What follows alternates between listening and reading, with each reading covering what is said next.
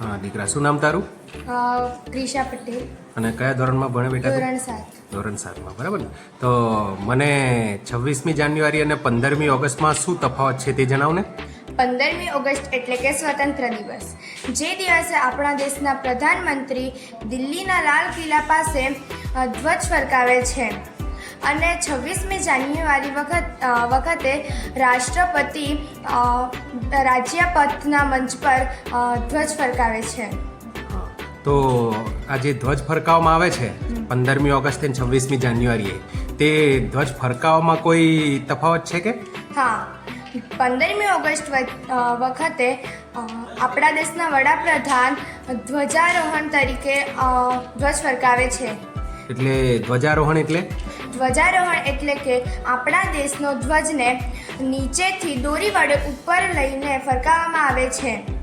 અને રાષ્ટ્રપતિ જ્યારે 26મીએ રાજ્યપથ પર ઝંડો ફરકાવે છે, ત્યારે તેઓ ડાયરેક્ટ ઝંડો ઉપર હોય છે અને તેઓ દોરી ખેંચીને ધ્વજ ફરકાવે છે. એટલે આટલો ફરક છે, હા ને? હા. ધ્વજારોહણ કરવાનું હોય છે 15મી તારીખે. બરાબર છે, સરસ. હા.